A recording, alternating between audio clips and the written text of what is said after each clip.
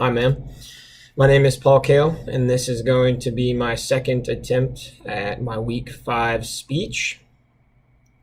This week, I want to discuss with you the knowledge about safe sex and how modern preventatives have contributed to the decline of teen pregnancies in the United States. I chose this topic due to the fact that my wife is always watching different types of documentaries that are relevant to this topic.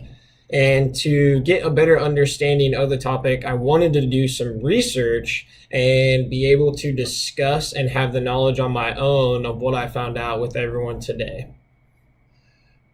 So today in my speech, I will talk a little bit about teen pregnancy in the past, and then I will talk about teen pregnancy and how the status of it is now. And then I will get into a little bit about what factors we have for the decline of the teen pregnancy rate within the United States.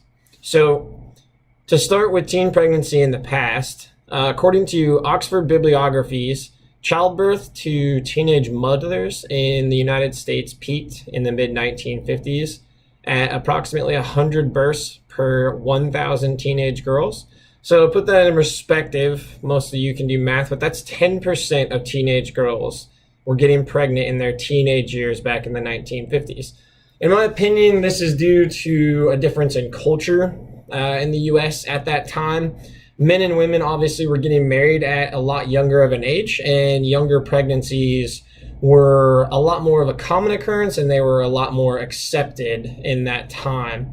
If you fast forward and you get to where we are now currently, with the statistics, the U.S. had its highest rate of teen pregnancy in the early 90s, 91, 92, with a number of around 60 out of 1,000 women becoming pregnant, with over 80% of those being unexpected.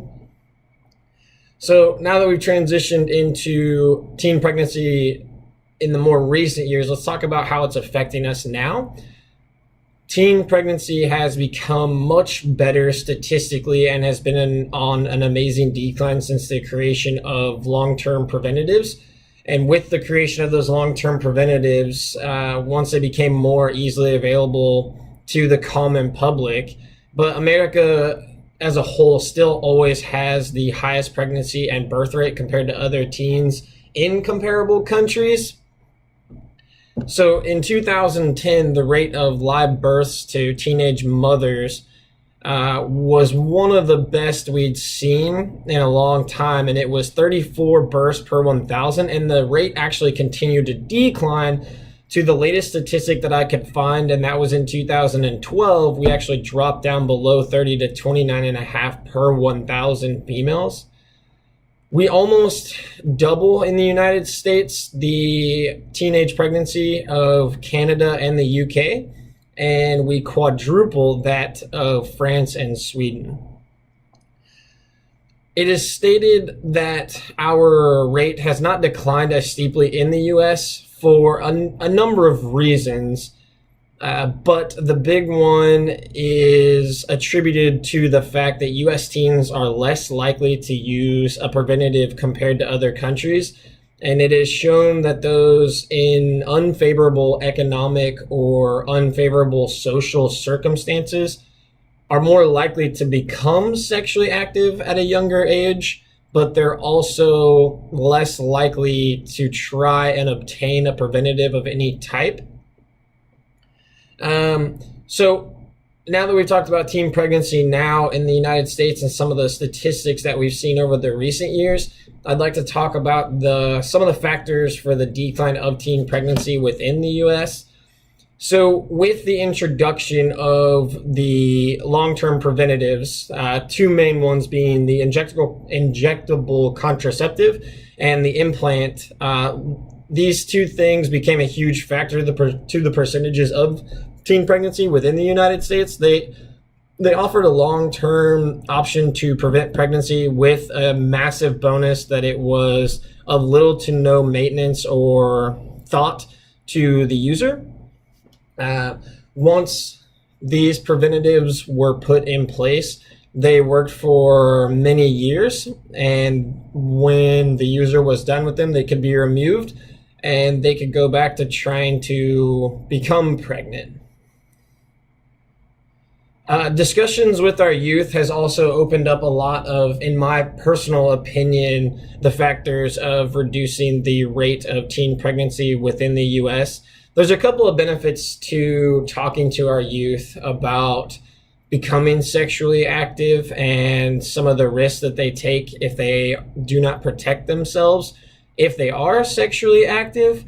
And I also think that it helps for them to have the knowledge of what it can be or what can happen if they have unprotected sex.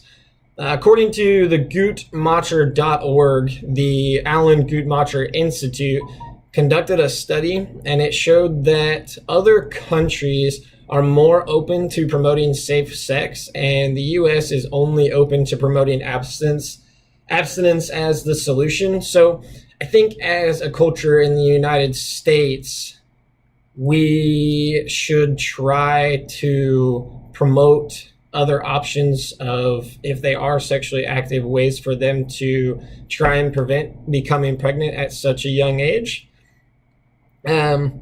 Because the knowledge about safe sex and the preventatives that are available to us could help us bring down our unwanted teen pregnancy rate in the United States. So I talked to you a little bit about teen pregnancy in the past. Then I talked to you a little bit about teen pregnancy now and in the current and most recent years. And then some of the factors for the decline of teen pregnancy here in the United States. So, the knowledge about safe sex and how modern preventatives have contributed to the decline of pregnancy in the U.S. is what we discussed today. Thank you.